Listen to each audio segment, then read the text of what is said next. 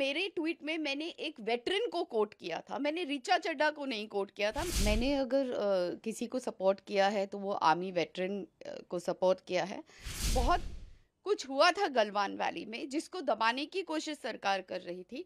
हमने कभी भी किसी भी सुरक्षा कर्मी का या हमारे आर्म्ड फोर्सेस का कभी भी अपमान नहीं किया। हमेशा बीजेपी आर्मी के पीछे छुपने की कोशिश करती है। मुझे नहीं पता, उस पे मुझे नहीं कमेंट करना है, लेकिन मैं तो अपने ट्वीट के बारे में कमेंट करूंगी। उस पे चर्चा है, लोग उस पर चर्चा कर रहे हैं, आलोचना भी हो रही है, ट्रोलिंग भी हो रही है। आपने एक ट्वीट किया था, एक आर्मी ऑफिसर के ट्वीट को आपने एक तरह से सपोर्ट किया था, लेकिन लोगों को ये लगता है कि आप ऋचा चड्ढा के सपोर्ट में आई और जो उनका थॉट था आप उसको एक तरीके से अपनी तरफ से प्रमोट कर रही हैं।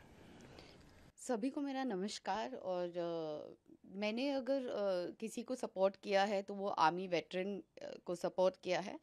उन्होंने कहा था कि जो भी ऋचा चड्ढा ने कहा था, ऋचा चड्ढा ने क्या कहा, सिर्फ उसने कहा था कि हाय गलवान। अब गलवान में क्या हुआ था, जब गलवान क्लैश हुआ था तभी ऐसा था कि चाइनीज सोल्जर्स हमारे एलएसी के बॉर्डर के अंदर घुस गए थे। उसी लिए हमारे 20 मार्टर्स ने अपनी सैक्रिफाइस दिया, सुप्रीम सैक्रिफाइस दिया और उनसे लड़ाई लड़े। लेकिन तब भी हमारे प्रधानमंत्री ने कहा था ना कोई घुसा था ना कोई घुसे हैं। तो सही माने में उन लोगों का अपमान किसने किया?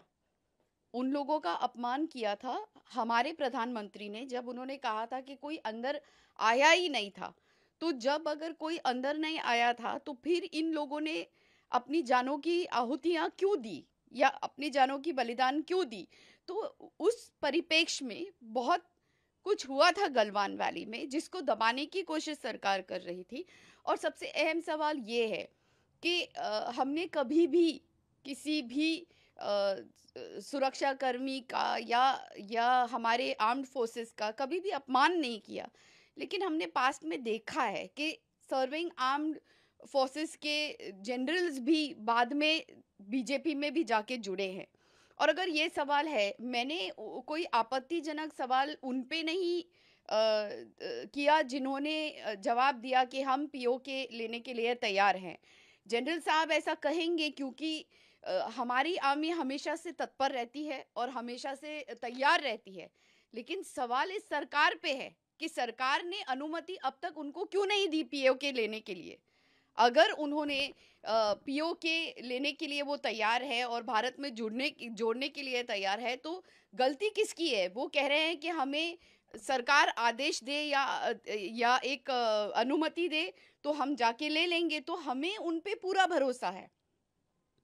हमारा सवाल इस सरकार पे है और इस सरकार पे है कि ऐसे मौके पर जब ये सवाल या जवाब उठते हैं तो आर्मी तो तैयार होती है, बिल्कुल तैयार होती है और तत्पर रहती है लड़ाई लड़ने के लिए और कभी भी पीछे नहीं हटती। लेकिन क्या पुलवामा में जो लड़ाई हुई थी, तो क्या उसका आज तक जनता जानना चाहती है, लोग जानना चाहते हैं, समझना चाहते हैं कि आज तक उस पे कोई जवाब क्यों नहीं मिल पाया कि 40 हमारे शहीद जो जिन्होंने अपनी जानों की बलिदानें दी उस मौके पर, इतना सारा आरडीएक्स हमारे हिंदुस्तान में किस तरह से आया, किस तरह से कौन लेकर आया? आपने दविंदर सिंह को पकड़ा, लेकिन दविंदर सिंह से आज तक कोई पूछताछ नहीं हुई, उसका कोई समाधान नहीं निकला।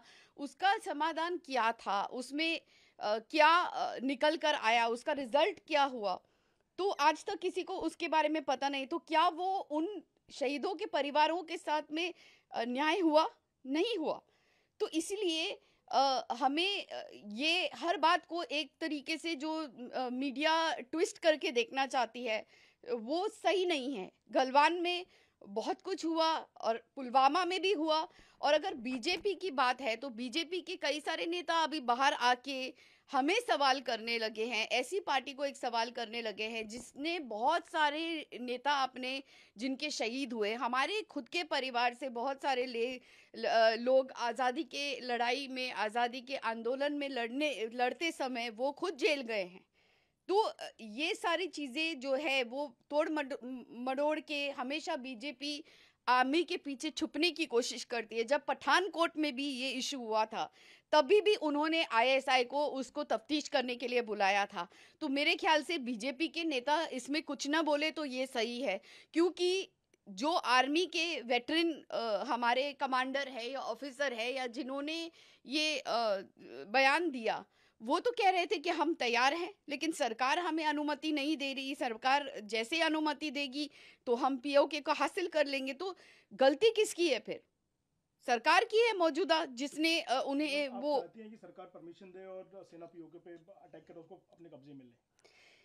नहीं, मतलब मेरा बोलने का मतलब है कि हमारा संदेह हमेशा से सरकार के ऊपर रहा है और सरकार की कार्यशैली पर रहा है कि किस तरह से पठानकोट में भी हमने देखा कि उन्होंने आईएसआई को बीजेपी ने बुलाया तफ्तीश करने के लिए। उस समय भी पुलवामा से भी आज तक शहीदों का कुछ नहीं निकल के आया। तो हमेशा से ऐसे बताना न्यूज़ चैनलों के भी द्वारा ट्विस्टर टर्न करके, अभी मेरे ट्वीट में मैंने एक वेटरन को कोट किया था, मैंने ऋचा चड्ढा को नहीं कोट किया था, मैंने वेटरन को, जो जो वेटरन ने ट्विटर पे ट्वीट डाला था, उनसे मैंने सहमति रखी थी। इसका मतलब कि मैं आर्मी के साथ हूँ। बट उन वेटरन साहब का कोट तो ऋचा चड्ढा को ही कोट करके था।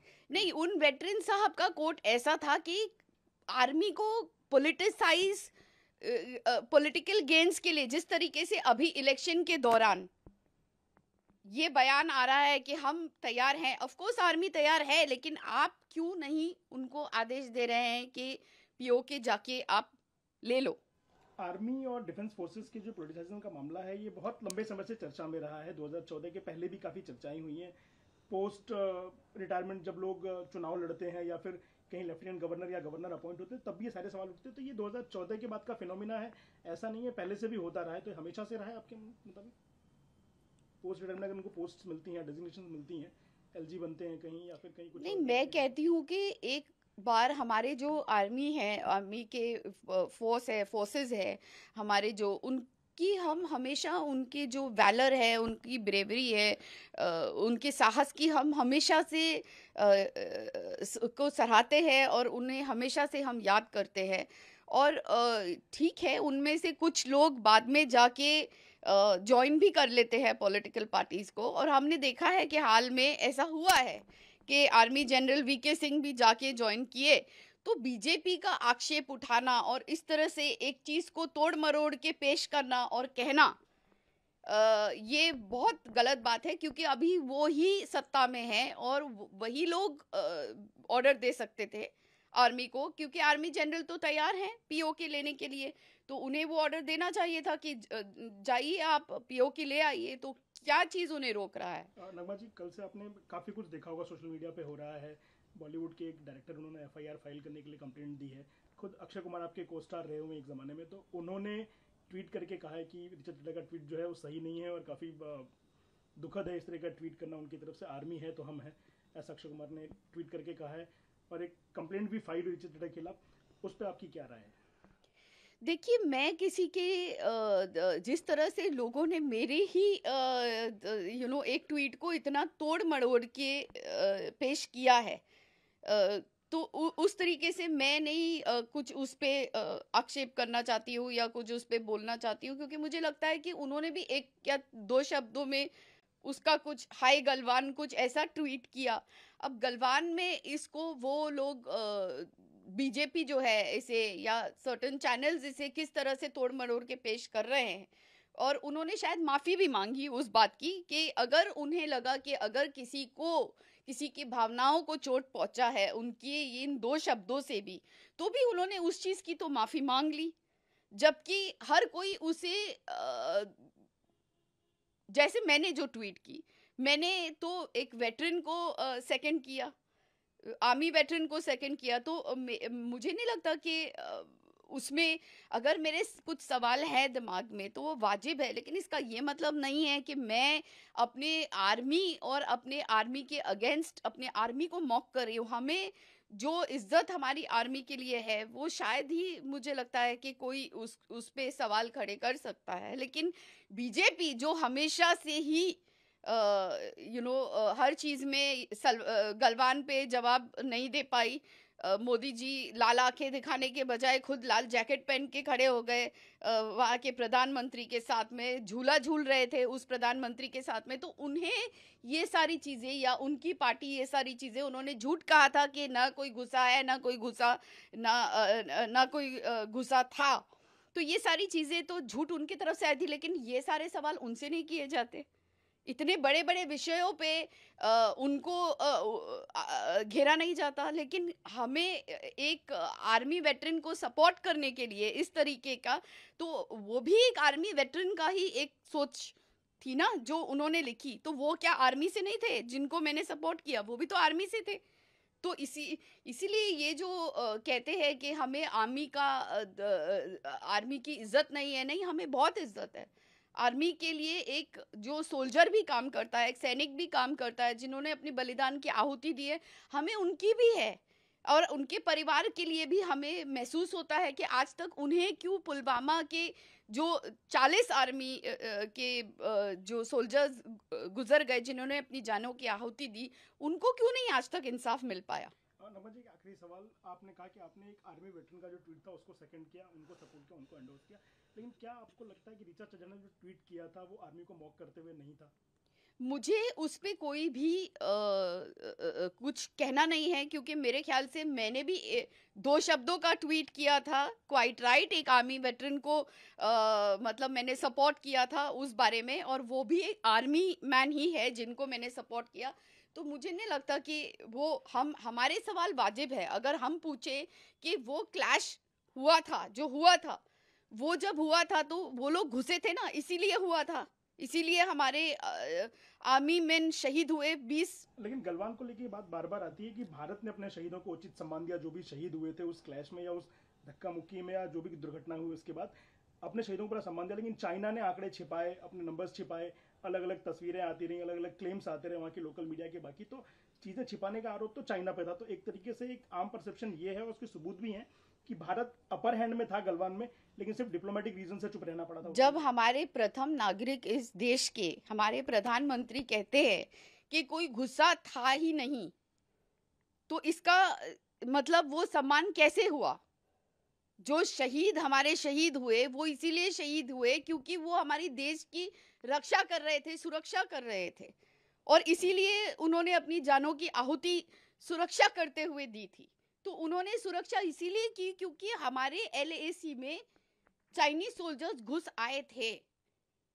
तो वो मेरे ख्याल से जो उन्होंने अपने आर्मी के लिए, अपने सोल्जर्स के लिए उन्होंने कहना था, वो हमारे प्रधानमंत्री होते हुए मुझे लगता है वो सवालों को, बुनियादी सवालों को हम भूल जाते हैं। पुलवामा के मार्टियर्स को आज तक क्यों नहीं कोई क्लोजर मिल पाया? क्यों उस इंसिडेंट पे कोई इन्वेस्टिगेशन दविंदर सिंह से क्यों नहीं हो पाई आज तक? क्यों पठानकोट में बीजेपी ने आईएसआई को बुलाया था तफ्तीश करने के लिए उस मामले को? तो ये सारी चीज़ें तो बीजेपी को जवाब देनी चाहिए, लेकिन उल्टा वो हमें कुछ उंगली उठा रहे हम पे, जिन्होंने हमने एक आर्मी ही वेटरन को सपोर्ट किया। नगमा जी, एक बार आखिरी सवाल ये है कि क्या आपको लगता है कि जो 2 शब्द थे ऋचा चड्ढा के, हाय गलवान, वो किन आशय में थे या किन मायनों में थे? आप क्या लगता है उन 2 शब्दों के बारे में जिसको लेके इतना हल्ला मचा हुआ है? देखिए, मुझे तो लगता है कि मेरे 2 शब्दों को लेके हल्ला मचा है, और मुझे ये समझ में नहीं आ रहा है कि मैंने तो एक वेटरन को सपोर्ट किया, एक वेटरन के थॉट को, क्योंकि मुझे ऐसा लगा कि जो मूलभूत मुद्दे हैं उन पे हम सवाल न करते हुए, क्योंकि actors actresses soft target, Richa Chadha ने जो कहा सो कहा, उन्होंने माफी भी मांगी अपने कहने पर, ठीक है। उन्होंने कहा कि अगर किसी ने इसे गलत समझा और गलत भावना, हो सकता है मेरी समझ से ऐसा था कि उन्हें लगा कि गलवान में बहुत सारी चीजें ऐसी हुई थी जिसके बारे में पूरी तरह से बातचीत नहीं हुई, जैसे कि मुझे नहीं पता, उस पर मुझे नहीं कमेंट करना है, लेकिन मैं तो अपने ट्वीट के बारे में कमेंट करूंगी कि मेरा ट्वीट